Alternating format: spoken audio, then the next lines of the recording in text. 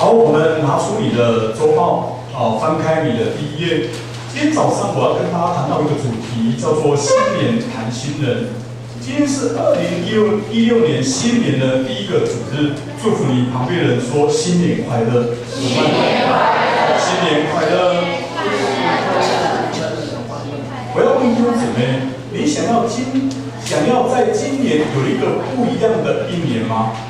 我相信每一个人都想要在今年有一个不一样的一年。告诉你，你必须要先让自己不一样，新的一年一定会不一样。Amen。不一样就是不一样。弟兄姊妹，你相信吗？相信就会不一样。Amen。因为圣经里面告诉我们说，信是得着就会得着。当你相信今年不一样的时候，你已经跨出那一步了。因为好的开始是成功的一半。当你跨出去圣灵就与你同在，因为圣灵是与行动的人同在。Amen。弟兄姊妹，新年是上帝悦纳人的日子，祝福我们教会的弟兄姊妹都要在新的一年得着更新，得着昌盛，得着神满满的祝福。也祝福我们教会今年在南洋这地要得着更多的人能够进到教会来，让主的教会不断的能够看到更多的这些得救的百姓进到教会来，让主的名能够得着更多的荣耀。Amen。这个新年也是我们教会推动芥菜种教会转化计划的第一年。芥菜种教会转化计划第一年是敬拜年，跟我说敬拜年。敬拜年。我们教会今年也将更努力的建造弟兄姊妹的敬拜生活，同时也会更努力的建造教会的一个敬拜的功能。弟兄姊妹，你所认知的敬拜是怎样的一个敬拜呢？敬拜不只是单在教会的敬拜，敬拜是在我们生活中我们所养成的一种的习惯。跟我说习惯。习惯。因此，我们每位弟兄姊妹在新的一年都要努力的建造跟神的敬拜。给大家一个做法，在做之前，你必须要立定心志，天天敬拜祷告完以后再吃早餐。为什么说我们要立定心志呢？这是我们跟神的一个立约。今天是2016年的1月3号，后面还有362天，我们需要每一天都有这样子的一个更亲密的一个敬拜的生活。敬拜不是说今天我特别的渴慕，我今天来敬拜，明天我不渴慕，或者我睡不饱，所以我就不敬拜了。敬拜是我们跟神的关系，你必须要能够跟神立约。这一个敬拜，牧师要求你都没有用。为什么？因为敬拜是一种生命的问题。所以生命会影响生命，怎样去影响呢？你必须要有一个习惯。有一个专家说，一个人要养成好的习惯，需要有6个礼拜的时间。那6个礼拜的时间就是有42天，你要持之以恒的，就是说每一天你一早起来你会做什么？先刷牙洗脸，因为我们要对神亲近啊。敬拜的原文就是亲嘴，你假如没有刷牙洗脸的话，觉得蛮恶心的所以我们跟耶稣亲嘴所以我们必须要一早，我们先刷牙洗脸，刷好牙洗脸洗好的时候就说给大家一个就说你要有一个先预备，你预备什么呢？预备一个跪垫，还有预备一本的一个诗歌本若你没有诗歌本的话，你可以问教会，教会有没有诗歌本我一定会可以找诗歌本给你。一早起来，我们基督徒常常都很欢喜快乐，我们突然间内心有感动的诗歌，有没有？你常常有这样子经验的，有没有？所以当我们有感动的诗歌的时候，我们就用我们的双膝，我们跪下来我们就开始来敬拜。多唱几次，我们唱到灵里的一个最深处的时候，进到灵里的祷告，我们用方言，我们唱灵歌，我们唱新歌，有一段的时间，我们刚开始不要要求这个量有多少。当然我们要重质也要重量，但是我们重点是要持续性，你要有一个持续性哦。所以每一天你的敬拜从5分钟开始，慢慢10分钟，再加一些15分钟、20分钟、25分钟、30分钟。你回顾一下，在去年最后一天有跨年的，请各位手。然后跨年完以后，你继续睡到12点的，请举手；睡到很晚的，请举手。其实有时候这个跨年，当然你去教会参加一个祷告的跨年，我觉得这是很有意义的。像我们母会台北他们就有一个祷告的跨年。那一般的世俗的跨年，我是觉得这好像是一个外邦的一个形式。那一方面的话，可能是魔鬼他的一个假象。为什么假象呢？因为他迷惑你，要让你跨年跨到凌晨几点然后凌晨几点回到家又洗完澡，你看几点了？要就寝的时候几点？然后你起来的时候最起码9点、10点、11点，甚至有人是睡到下午过后的你知道吗？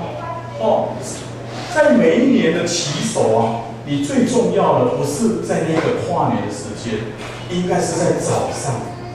你如何早起，你来敬拜神？你如何早起能够来敬拜神？所以我们这个时间错过了没有关系，我们没有办法再回头了吗？但是我们可以再把握从明天开始。明天是1月4号，我说后面还有几天？362天，每一天敬拜神，每一天靠主得胜。我们要靠着主的大能大力做刚强的人。保罗他勉励我们，靠着主的大能大力是什么？你觉得主的大能大力是什么？当然，以圣经来解读的话，就是穿附起神所赐的全副军装。这个军装那我觉得基督徒的军装是什么？你需要有一个神的一个遮盖跟保护。当我们有一个神的同在的时候撒旦他不敢靠近你的，他反而是怕你。因为保罗他所谈到的，就是以弗所书6章12节，因为我们并不是以属血气的征战，乃是以执政的掌权的管辖这幽暗世界以及天空属灵气的恶魔征战。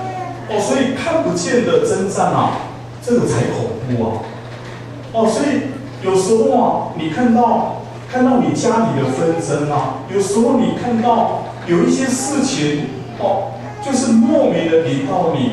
你看，在我们教会当中在前天我就爱莲执事就打电话给师母他说他的先生突然间他晕眩很厉害，眼睛闭起来天旋地转的，他没有办法走路他需要有人搀扶着他。原本礼拜5是他带祷告会，他打电话给牧师他说牧师怎么办？我说当然你去陪先生照顾先生牧师来带没有关系牧师能够体恤因为先生就只有一个而已因为他是我们教会的执事，是我们教会的核心同工包括我们教会的司琴手他也住院感冒乔西肺炎所以为什么我们在1月3号我们要分2边那在这一个礼拜发生了这么多的事情，还有同工他突然间软弱了，本来要敬拜，他说我要先师母，你先不要排我的服事，先不要排我的服事，我需要休息。为什么是这样子呢？这都是一个属灵征战，因为我们所做的威胁到邪灵，威胁到魔鬼所以我们不用怕属灵征战的。因为每一个人每一天都是要面对的所以我们需要有一个敬拜的生活当我们建立神的同在，撒旦他都没有办法靠近你的。以弗所书4章27节说，也不可给魔鬼留地步。所以我们不要给魔鬼留地步。怎样给魔鬼留地步呢？当你明天开始，你听到牧师所讲，你开始有一个敬拜的生活，一早起来，突然间在哪一天你比较忙或者比较累，你就是疏忽了那一天啊，魔鬼啊，他就有机可乘了。所以我们一天没有灵修啊，我们就没有一个保护啊，所以我们需要有一个保护，因为啊，神的话，神的灵，他有能力啊，他能够来保护我们每一位属神的儿女 ，Amen。所以跟你旁边人说，从明天开始，一早要起来敬拜神。所以，为了要帮助我们教会的弟兄姊妹，因为我们现在带的群组有50几位啊，所以每一个人灵修完啊都要回复的，说我几点灵修完，要给你们压力啊。什么叫压力？压力把它造句的话，我觉得最贴切的就是压出能力啊，给你压力啊，因为这是一个无形看不见的动力啊，所以人啊需要有压力。有压力的话，这样子才能够成长，因为另外还有一种敬拜，那就是你的生活，生活的好行为就是你的敬拜，因为生活就是敬拜。你告诉我，敬拜的目的是什么？啊 ，Amen。敬拜的目的就是要来荣耀神。当你在生活当中，你对神的敬拜，你有一个好的行为，别人看到你的好行为，他竖起大拇指，说你们基督徒不一样，谁得着荣耀？我们的神得着荣耀啊！所以在马太福音5章16节，他说：“你们的光也当这样照在人前，叫他们看见你们的好行为，便将荣耀归给你们在天上的父。”什么是光呢？这一个光就是耶稣，耶稣他是真光，耶稣他是大光。在约翰福音8章12节说，耶稣说：“我就是生命的光，跟从我的，我就是世界的光，跟从我的就不在黑暗里走，必要得着生命的光。”所以耶稣他是真光，他是大光，而我们每一位属神的儿女呢，我们是小光，而且这一个光就是好行为。好行为要照在哪里？要照在人前。好行为不是在教会里面，我们只是看到你的好行为，回到家里以后，整个人完全变掉。整个人不是这样子的。所以好行为在教会有好行为，在家里也要好行为，在职场你的工作的岗位也要有好行为，还有在学校你也要有好行为。意思就是说，你去到每一个地方，你都要好行为，因为生活就是你的敬拜。这个敬拜就是因为你是小光，这个小光就是你要这个好行为，你必须要照在人前。什么是照在人前呢？照在人前，就是说能够经得起检验。跟我说检验。检验。弟兄姊妹，你的生活可以经得起检验吗？有时候我特别会提到哪一位弟兄姊妹他的改变，尤其是学生我说这位学生他改变好多怎样的改变，怎样的改变然后他妈妈内心也很不爽，他说：“你看他在家里是这样子的，你说他的改变，因为他在家里我看不到，知道吗？可能他在属灵的生命我觉得说他有改变，但是长这么大了，国中了、高中了，起来还不择免费。你说这样子有好行为吗？他完全没有好行为人家看的真的，人家看的话就觉得会厌恶看久了会厌恶就是说我们基督徒我们不要让人家觉得很厌恶所以我们要有好行为，便将荣耀归给我们在天上的父所以别人要能够看到你的好行为就打从心里说这个基督徒他真的非常的棒，我非常的欣赏他，我非常的欣赏他。你的周遭人有没有这样子称赞过你我说你基督徒，你真的好健全我觉得很羡慕你这样子的生命我们常常看到有一些人他说某某人他的生命好美哦，有没有？有没有？有没有听过？应该有吧。所以应该我们每一个人的生命都会很美才对啊，因为耶稣是完全的生命，是好的生命吗？那生命的话，理当应该会影响生命的才对啊。所以我们不断的要改变我们自己。说真的，牧师要悔改。过去啊，没有维持一个，就是说一个平稳的敬拜生活，这是我要悔改的。所以教会要突破啊，要从我开始啊。我开始有个敬拜的生活，是每一天持之以恒的。为什么会发生这些事情？因为祷告太少，没有为同工来守望，没有为执事来守望，没有为弟兄姊妹来守望。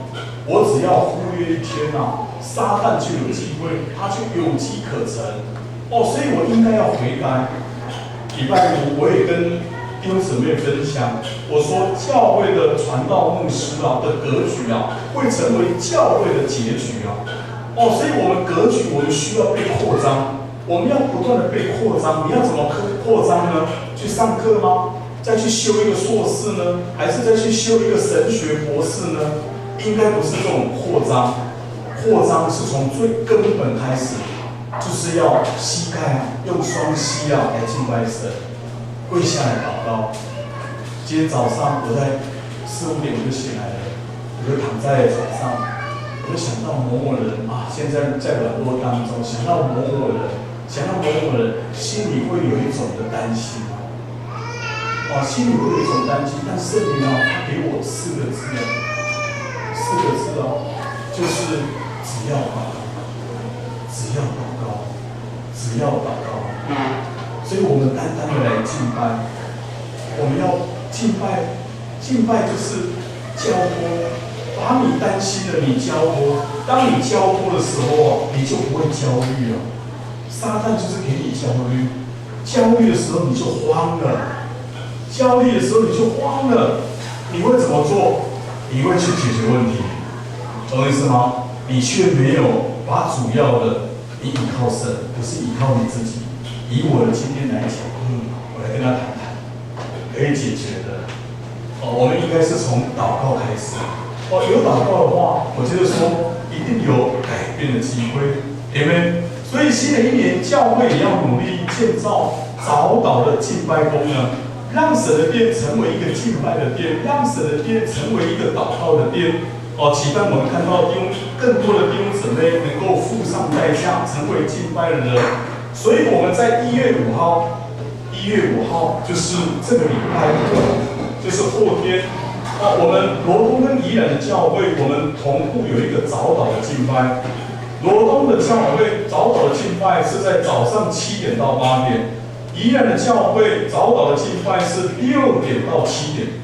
所以我鼓励我们当中的，不论是你是上班的，你是上课的，你是家庭主妇的，你就看你的时间，你方便的时间，可能你8点就要到公司了，你要上班，你没有办法待到8点，可能你过来已经7点半了，我只能够祷告个10分钟，10分钟也好，10分钟也好。所以我们都有负责的这一个执事在教会里面，最起码都有2个在，2个在，所以祷告从1、2个开始神会自己带，有很多人他就亲自被神所吸引，祷告就是唯有被神所吸引，不是被人所吸引，被人所吸引那个祷告只是一个暂时性的而已，因为所以我们鼓励弟兄姊妹，你开始调整你的时间。你看早上宜兰，当然我们都是在罗东我们希望你在罗东祷告就好了。我们是7点到8点，跟你旁边人说，后天教会的早祷会是在早上7点到8点。后天教会的早祷会是在早上7点到8点。Amen。弟兄姊妹，新的一年我们要重新的将这新人的主权再度的能够交在耶稣的手中，让他带领你这一年的美好。什么是主权呢？就是绝对主导的权柄。你知道为什么基督徒会选择把这个主权交在耶稣的手中呢？是因为认识他。当我们认识主，我们就会更加安心放心的，我们把我们的未来，我们全然交在耶稣的手中。你看，师母就是因为认识牧师啊，他就安心放心的将自己的未来交在牧师的手中。从此以后，师母就过着幸福美满的日子。因为他认识我，所以认识一个人的话，他就会更加安心放心啊。何况我们的主他是神啊。当我们认识神的时候，我们应该要全然的将我们的主权。过去我们都是靠我们自己，我们成为一个四不像的。所以我们新的一年，我们再度的，我们求神引导我们未来362天。我相信今年一定不一样的。Amen。好，我们来读以弗所书4章21到24节，我们一起来读。好，来。如果你们听过他的道，领了他的教，学了他的真理，就要脱去你们从前行为上的旧人。这旧人是因私欲的迷惑渐渐变坏的，又要将你们的心智改换一新，并且穿上新人。这新人是照着神的形象造的，有真理的能力和圣洁。Amen。我们思想看看，你认为刚刚我们所读的这个旧人是怎样的一个人？你可以想想你自己就好了。你认为这个旧人他是怎样的一个人？我们简单来回应一下好不好？你所认知的旧人，就是你你不要看别人。旧人，我先列出一点好不好？满足于现状，不求改变，这是不是旧人？那还有呢？太客气了，我再讲一点好了。喜欢安逸，好吃懒做，这是不是旧人？还有呢？牧师列了6点，不只是这2点应该还有更多第3点就是自以为是我行我素只要我喜欢，有什么不可以？牧师，你不要给我压力因为我喜欢自由。他是没有讲，你不要给我压力。很多的弟兄姊妹都说，牧师，我这样很有压力知道吗？就说，当你成为草莓族的时候这个压力可能对你来讲，你就没有办法承受。我们应该要从草莓族成为榴莲族那个你看坚硬坚硬的话不得了保护自己但不要拨开。第4点就是不爱灵修爱看电视，这是不是旧人？有时候你看电视遥控器从第1台转到100台，哇，看2-3个小时2-3个小时你都可以坐在那里都可以坐在那里，而且你跟神的敬拜10分钟没有呢，一天10分钟没有呢。所以我觉得说，真的有时候我们真的要好好的悔改因为它是我们随时的帮助这一些圣经里面神的话，你都把它当作是神话你只是一个用嘴巴喊一喊而已到底是不是这样子？的确是这样子好不好？新的一年我们要开始改变。再来第5点就是不愿给予却要多的。很多人不愿意给予他只要神你祝福我，你祝福我，你祝福我，甚至他说你祝福我，我再给。真正祝福你的时候，半毛钱都没有再来最后一点就是喜欢埋怨不懂感恩，是不是这样子？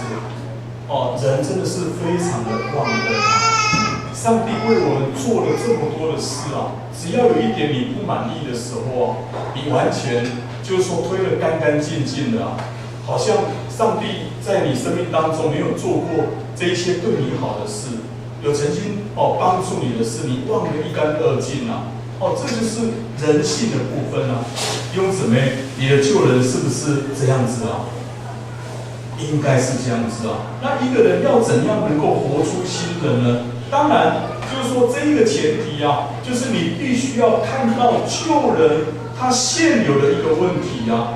当你连你自己的问题都不知道，你说要如何能够改变呢？你必须要能够看到你自己的问题，而且承认这一个问题可能是别人所看到的。你不要说有吗？有吗？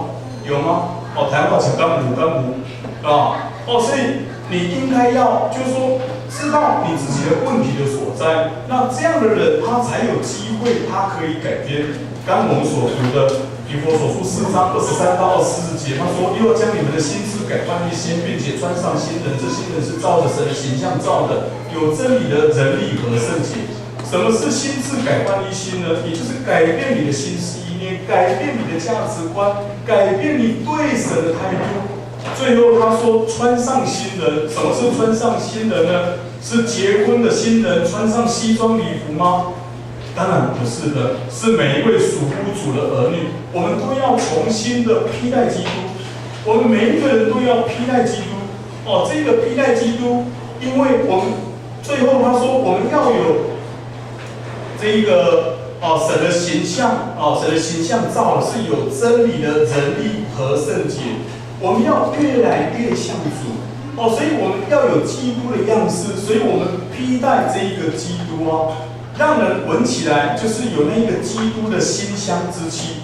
弟兄姊妹，你有基督的荣美和馨香之气吗？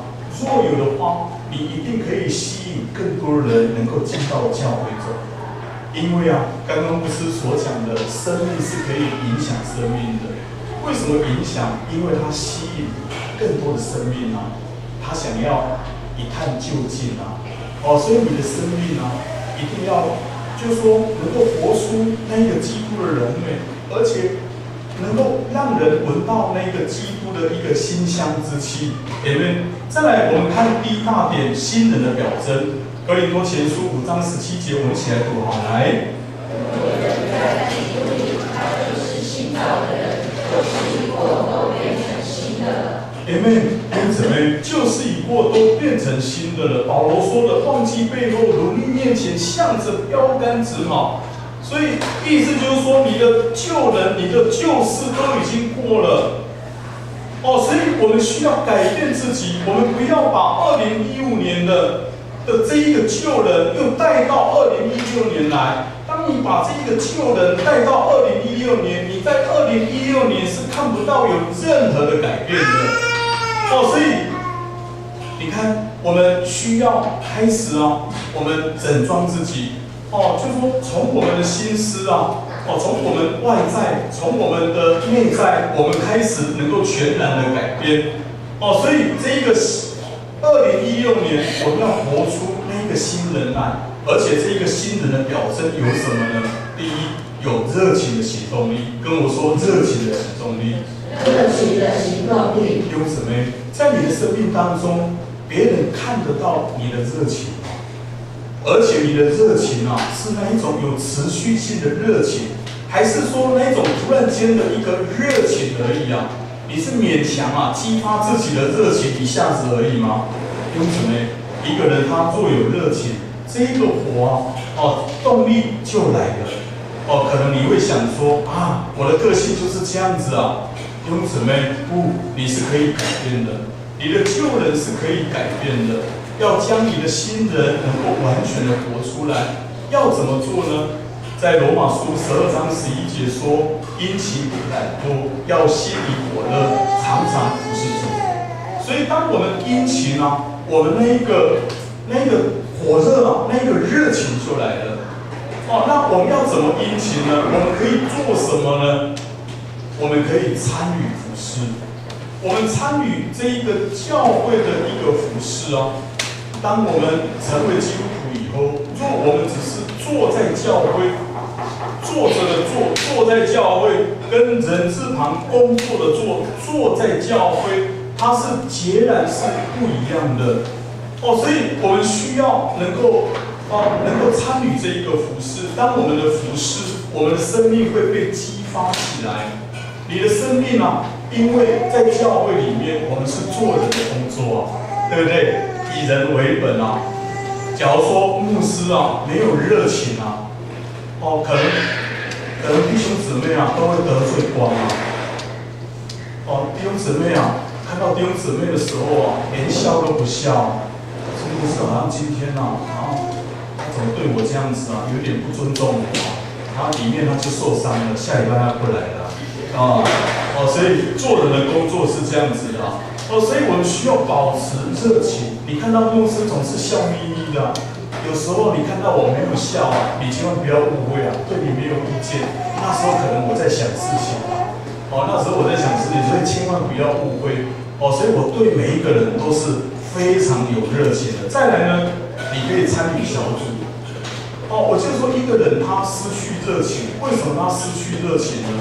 是因为他就是满足于现状，他不愿意跨越。很多人，你看我们从过去到现在你看教会我们南港真道教会已经10年了，每一年我们都鼓励你要加入小组，你要加入小组，苦口婆心的这样子的能够鼓励你，你还是依然故我我不晓得那首流行歌是谁唱的，我还是原来的我我还是原来的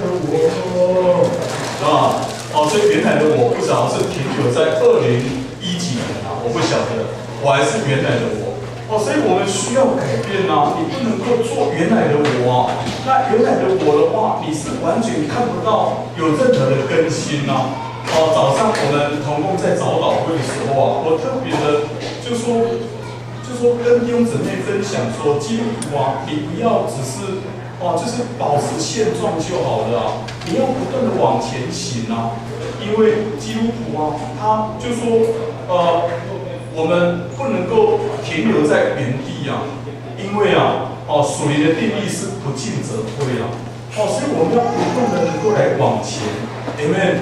所以在小组里面，你看我们有肢体的关系，对不对？那肢体的关系我们就会彼此的鼓励，我们彼此的分享，而且我们会彼此的喂养，彼此的带导。这个叫做彼此的点火。在小组里面你有彼此的点火那一个热情就会来了。再来，新人的表征有什么呢？就是愿意成长，跟我说愿意成长。愿意成长。千万不要说我不要，我不会，应当说我来，跟我说我来。我来。再说让我学习。让我学习。哥林多后书8章12节说，人若有愿做的心，必蒙悦所以你开始要有愿做的心你愿意改变。你没有做的事情，不代表你不会，你只要说让我来学习，你学习就会了。你要有这样子的一个态度我们不断的成长，我们不断的成长，这一个成长就是你要愿意你要愿意，你千万不要说哎呦好丢脸对不对？就像我今年要学习我要更多学习在英文的部分，我学习，因为我承认这个地方是我很弱的你有没有看到你比较弱的部分呢？你千万不要说哎呦牧师这英文还要学习干嘛所以很丢脸所以干脆我们就宣告出来，宣告的时候你就有力量，知道吗？有一些人被烟瘾捆绑了，在台上说牧师你麦克风借我要跟弟兄姊妹讲，在今年我要戒烟，请你们成为我的公证人。若我再抽烟的话，问到你可以要求我给你1万块，所以你一定戒掉了。你有没有这种心智当你有这种心智的话，你一定可以改变，这个就是你愿意成长。有人他就说他心里已经告诉自己了，他自我对话我可能没有办法，老婆，我搓少一点好了我搓少一点，爱来讲这一些我跟你讲，这一些的话都是一个撒旦的谎言，根本就是没有办法改变的。好了，我少喝一点我少喝一点以前喝1打，现在每天喝1罐就好了，是不是？我少喝一点所以这个就是我们开始要改变。再来，新人的表征就是印证改变。跟我说印证改变。印证改变。你有没有听过人说谢主，在这几年来我越来越谦卑了。有人这样讲的？应该谦卑是别人跟你讲的吧？牧师会讲说啊，我这样我20年的服侍，我觉得我越来越谦卑了。应该不是这样子讲的嘛？哦，所以就是这所谓的你周遭的你的家人、你的朋友，因为他看你最清楚的。当他看你最清楚的时候，他会发现到你这个人他是真的不一样的。哎，高琴，我觉得你好像跟之前不太一样了，我就是讲不出来就对了。有没有人这样有没有这样告诉你过？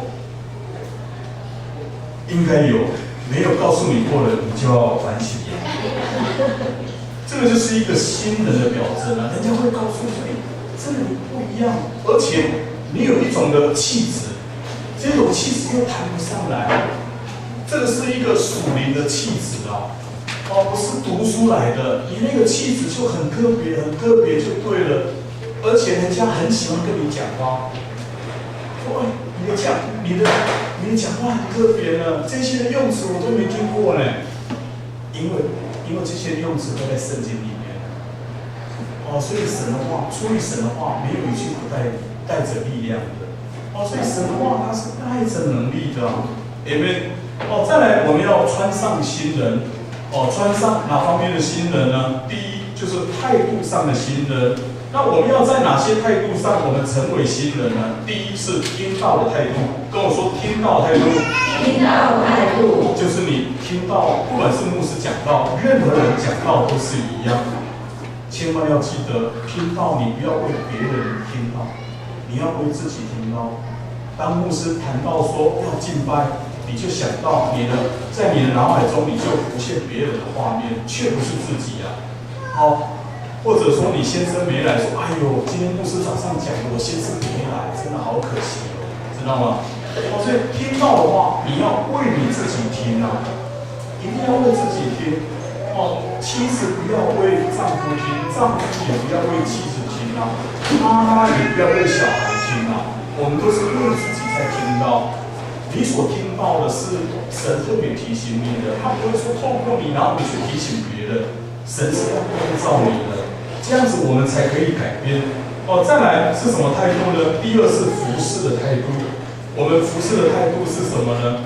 既然这是一个属灵的大家庭，我们就是在大家庭当中，我们都是彼此为家人，我们是一个家人的关系啊。哦，所以我们在教会里面呢，我们应该是要主动的留意，到底教会有哪方面的需要我参与。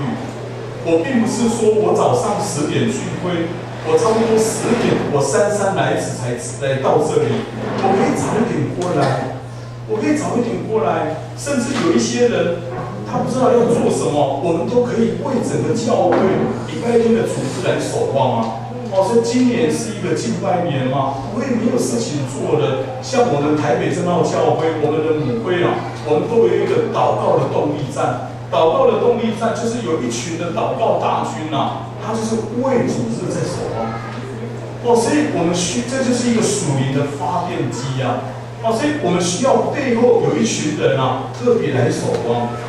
Amen。哦，所以我们的服事态度啊，哦，我们是随时的为主挺身而出啊。跟你旁边的说，随时为主挺身而出。随时为主挺身而出。哦，所以当在教会啊，我们有机会可以服侍啊，你就要好好抓住这一个机会啊。告诉你，抓住机会啊，就是抓住祝福啊，抓住机会啊，机会不是每一天都有的啊。当牧师找你的时候啊，机会就来了啊，你好好的抓住啊。当牧师不会再跟你讲第2次、第3次了啊。那你的属灵的前途就完了啊，对吧？哦，所以我们需要真的好好的抓住这一个机会。哦，这个机会，今天你看，像今天早上我跟玉娟啊，哦，我们准执事啊，跟他在分享的时候啊，我说啊，我们来到教会啊，服侍啊，有时候容许我这样子讲，有时候真的是吃力不讨好。那为什么还要这样子持守？因为这是我们的呼召，这是我们的呼召。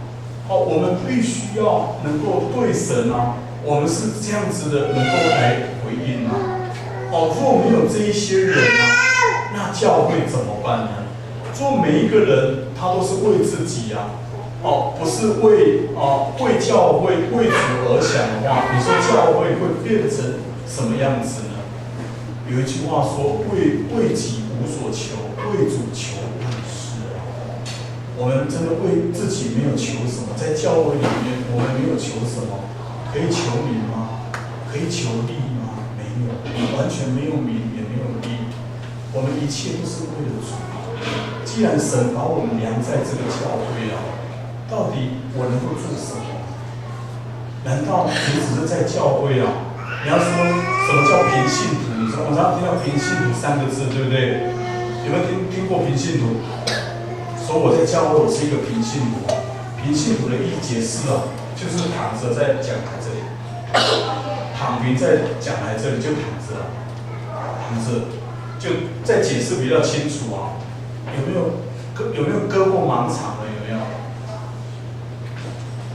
没有就是盲肠，割掉那是没有什么用的。所以我们需要能够更多的被主用。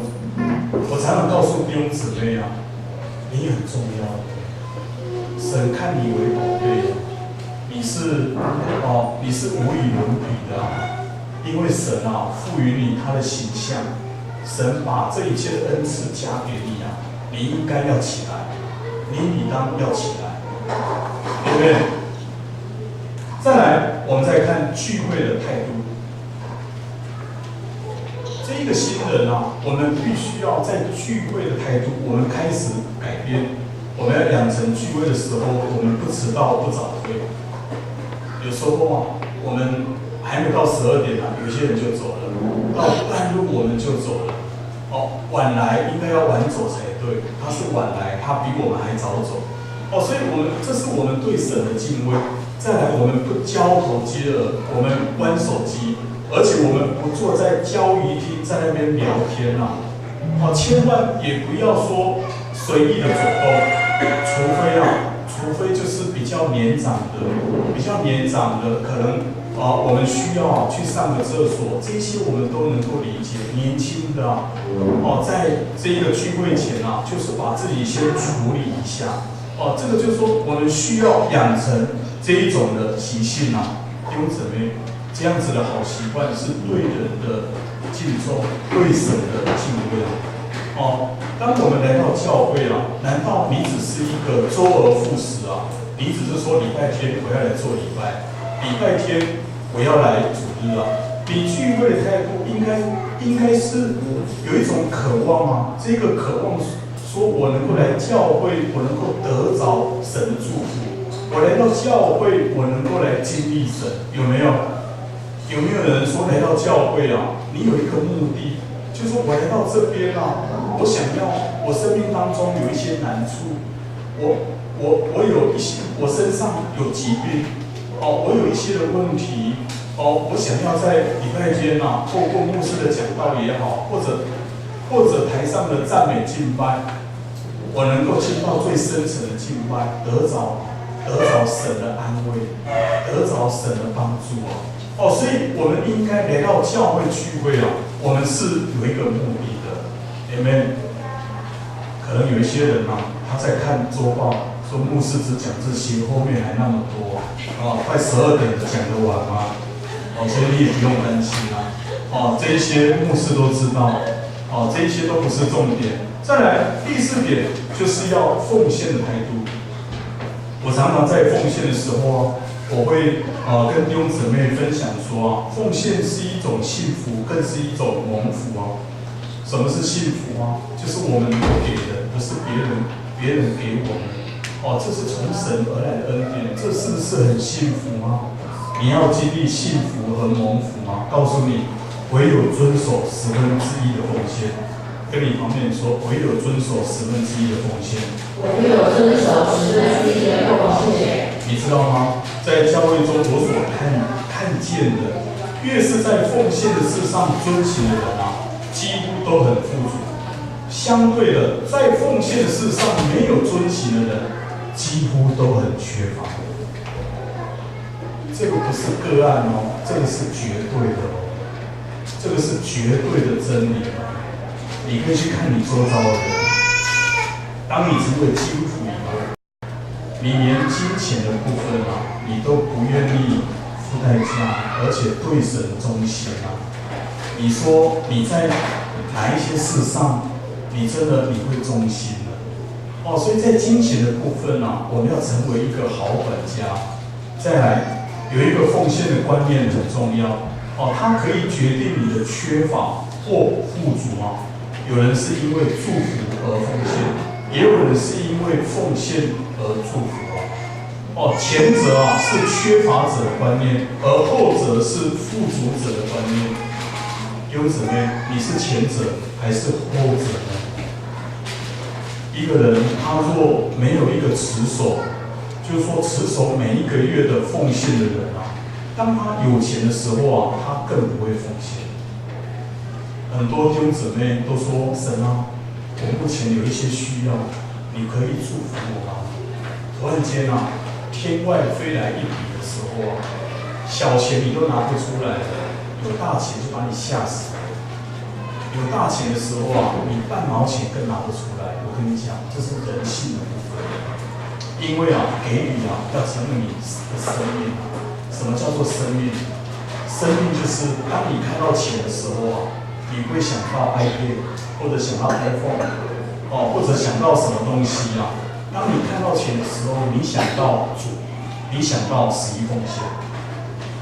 我每次啊钱进来所看到的就是11奉献，这是我们要分别出来的。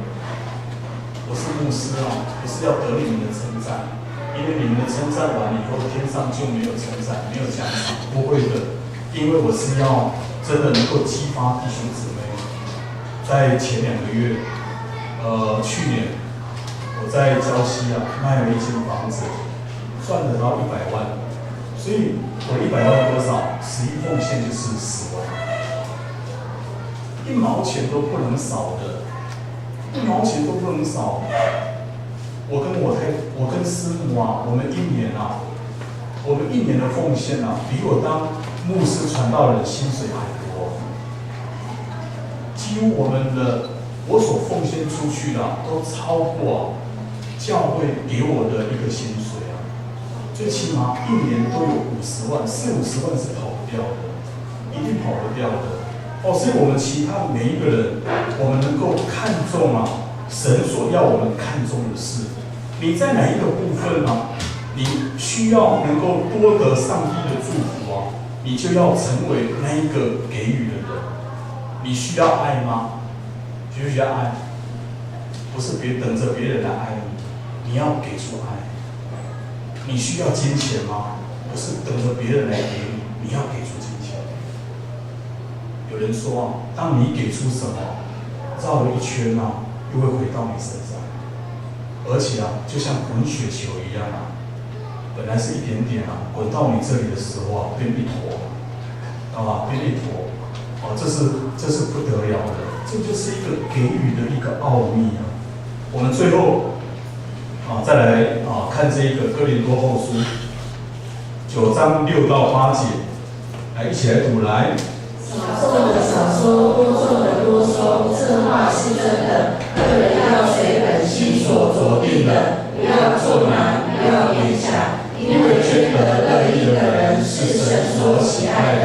神能将各样的恩惠多多的加给你们，使你们凡事常常充足，能多行各样善事。弟兄姊妹，为什么我要列这2处的经文？等一下我就解释给你听。后面他这边说什么呢？神能将各样的恩惠多多的加给你们，使你们怎样？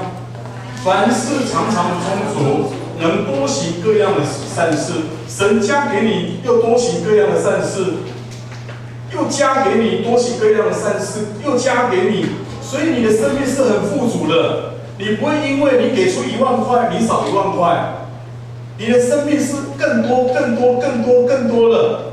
这是一个奥秘，没有人，很多人都是在金钱小心，他不敢跨越，想说我给1000块，我的存款就少1000了，不是的。这个是圣经讲的，它使你凡事常常充足啊，能多行各样的善事，又充足多行各样的善事，充足。上帝要祝福的人，一定是给予的人。Amen。所以我们要成为一个在我们看哥林多后书9章10到11节来。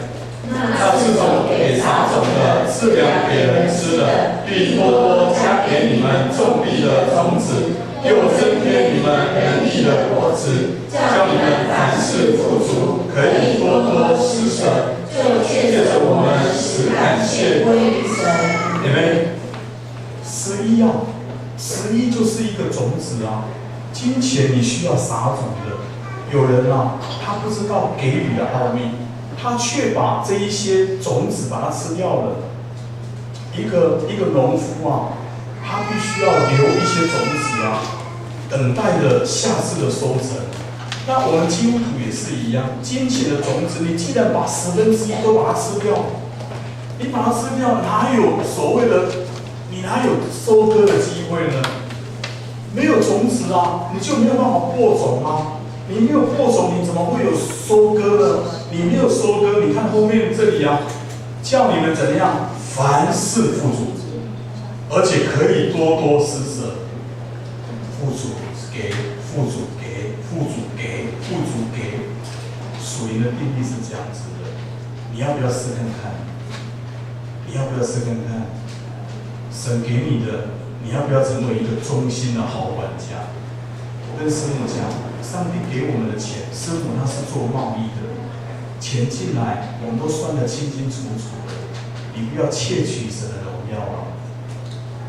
我只能够多给，不能少给，不要跟神斤斤计较。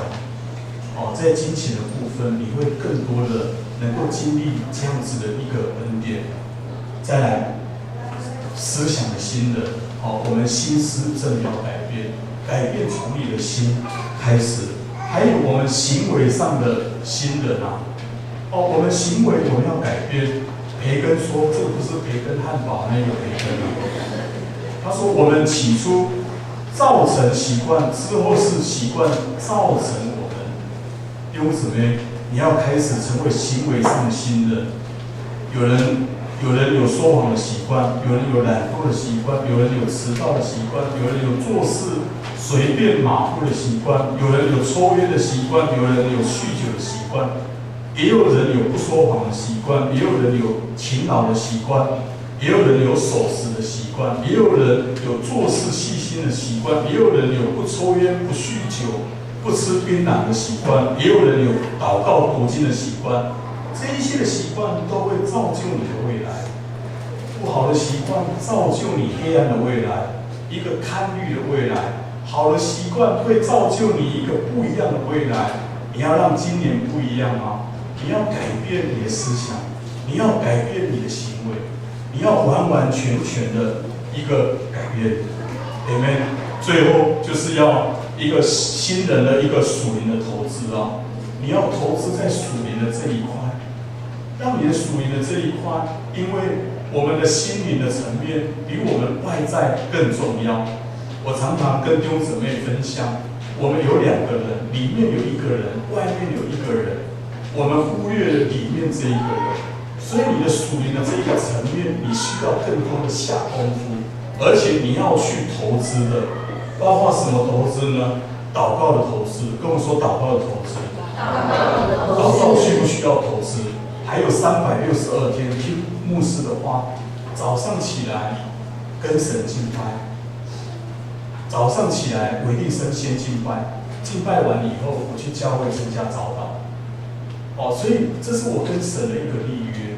但是我觉得每一个人，只要我们有愿意做的心我觉得神就开始改变我们。你可以去单的，就是参加早祷。你可以参加早祷，开始你跟我们等一下有一个立约卡。再来第2点的投资，读经的投资，跟我说读经的投资。读经的投资。既然我们相信神的话这么有力量，为什么你不要花更多的时间你来读圣经呢？所以你好好的默想圣经，而且你可以背圣经啊。送给大家3句话。第一句话是神的话读越多，改变就越多。第二句话是神的话背越多，恩膏就越多。当我们送给别人的话，不需要透过那一个圣经，我们垂手可得，因为在我们的资料库里面，我们有存档，就是圣经的一个资料库。所以你觉得有一些经文很好的，像牧师一样，就把它背起来。所以你要花时间的，而且你要跟圣经是融入的，把圣经的经文带入你的祷告，带入你的祷告，等于就是你在复习圣经啊，复习圣经啊。越复习的话，你越熟悉啊，而且背圣经的话，不能够大约就好，意识到就好。神的话一句啊，一次都不能够把它改变的，要背就要背整句，要背完整。前面第3句话就是神的话行越多，祝福就越多。听到要成为一个行道者，信心没有行为乃是死的。所以我们需要能够去行出神的话。第3个是关系的投资。我们一生在经营十字架的关系啊，直线的就是我们跟神的关系，横线的就是地上我们跟人的关系啊。关系的话，我们需要去经营跟我们家人的关系，经营跟我们肢体的关系，经营跟我们夫妻之间的一个关系，还有亲子的关系啊。Amen。所以我们必须要能够看重这一个关系。我把关系啊比喻叫做感情的存款。当你有存款的时候，你才可以去提款。所以当我关心一个人，为一个人祷告，去探访他，或者给他一些鼓励的话，这无形当中就是在存款在他的身上。当我存款越多啊，我以后啊有需要的时候，我就可以提款。所以我们对一个人好，这个就是一个存款。所以你要看重这一个关系。然后再来就是侍奉的投资啊，弟兄姊妹，侍奉会让我们保持谦卑啊，侍奉会让我们生命成长。为什么会让我们保持谦卑呢？因为啊，一山还有一山高啊。有时候牧师啊，听到别人讲道，自己都不太敢讲。为什么呢？他讲到什么这么的有恩膏啊！他讲到讲的这么好啊！主啊，这个我也要，在底下说我也要，但是我却有点信心啊，好像有点被打击到，有点不太敢讲。人家讲的这么好，我们跟他比的话，真的是微不足道，会让我们更谦卑，而且侍奉啊，你会看到你的盲点。看到你的盲点，你就能够精益求精啊！你可以改变，就是说你就有一个成长的空间。再来金钱的投资啊，投入教会的每一份金钱，我告诉你，主都今天记得寡妇的那2个小钱吗？2000多年前到现在，圣经依然就说记录在里面啊，因为你的钱在天上都纪念的啊，你要把地上的金钱啊。把这个金钱移转到天上的银行，里面还有知识的投资啊。你开始啊，给自己一个目标。你可以读一些书，不一定要读属灵的书籍啊。我觉得说一些外面的书啊，我觉得很多都是你可以吸取知识的啊。还有一些属灵的书籍啊。包括牧师想要在这一个英文的部分啊，就说更多的学习。当然就是要付代价，就是要背单字啦。还有就是传福音的投资啊。每一个人，神给我们的使命啊，千万我们不要成为一个闲懒不结果子的人。我们要给自己的目标啊，在今年我们至少为主啊，我们带领一个人进到教会，让他能够信主，而且能够受洗啊。我们可以在天上得着这样子的一个奖赏，这样好不好？跟牧师说啊，主啊，把人给我，主啊，把人给我，主啊，把人给我，主啊，把人给我。因为你看后面我10分钟就讲了，感谢主。好，我们先帮我发下去来，那里。再给牧师应该到15分就可以结束了。这是一张我们2016年的一个属灵的励志卡。这边的话，这边就是用打勾的，用打勾的。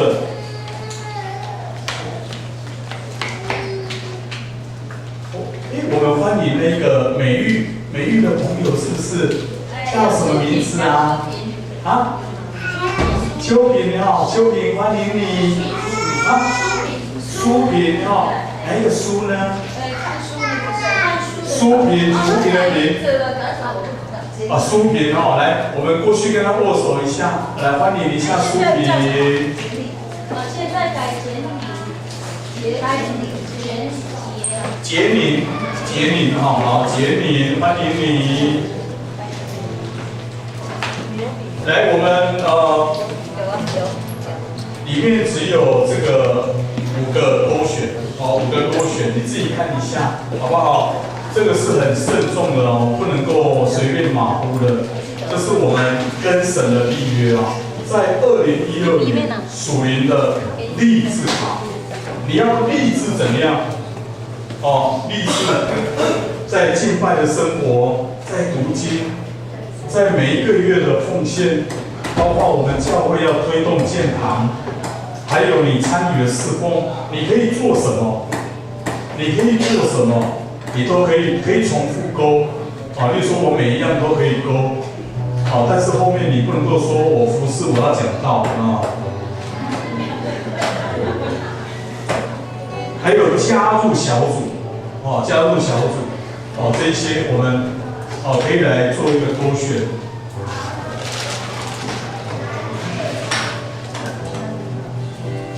那跟你没有比我来。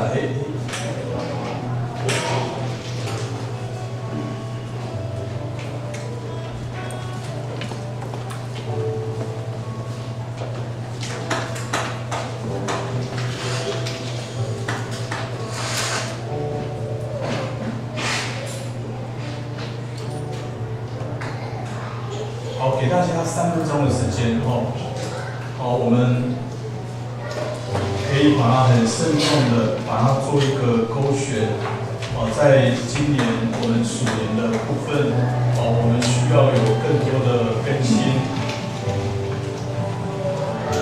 交易那边有没有发？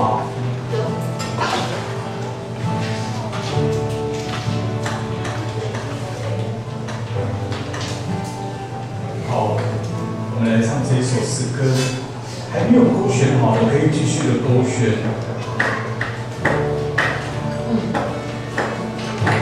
新的一天，你荣耀彰显，充满我心，因你丰盛恩典，你美丽的圣洁，更新我心意。主，你是我最爱。新的一年，新的一年，你荣耀彰显，充满我心，因你丰盛恩典，你美丽的圣洁，更新我心意。主，你是我最爱。带我进入你恩典深处，我虽江河从你宝座流出，接近我心，接近我灵。主，你是我最爱。更深入来唱。写好的人可以把这一个励志卡再调上去。彰显，充满我心，你丰盛恩典，你美丽的圣洁，更新我心灵。主，你是我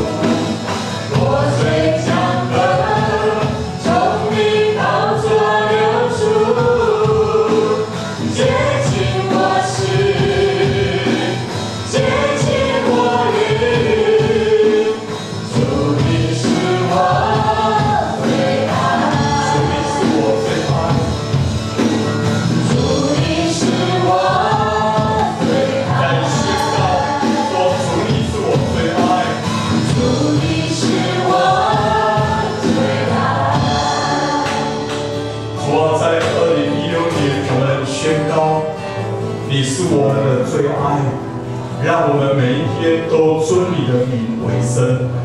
主啊，在新的一年，我们宣告是一个不一样的一年，是因为我们的思想、我们的态度、我们的行为，我们不断的被你来改变。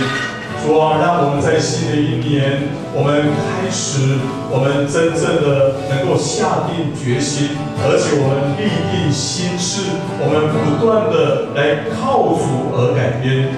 主啊，我们每一位弟兄姊妹，我们所填写的励志卡，主啊，你来帮助我们，让我们每一个人，我们都能够真正的看到我们的生命。能够不断的被你能够来雕塑，而且我们属灵的生命，我们不断的成长。主啊，愿你亲自的能够做工，能够在你儿女他们的生命的里面。主啊，我们谢谢你。主啊，我们也求你带领教会能够进到你的命定里面，我们能够进到一个丰盛之处。主啊，教会在整个敬拜的这一个功能，要不断的能够发展出来。主啊，你亲自的能够开启每一位弟兄姊妹，他们属灵的心窍，他们属灵的心眼。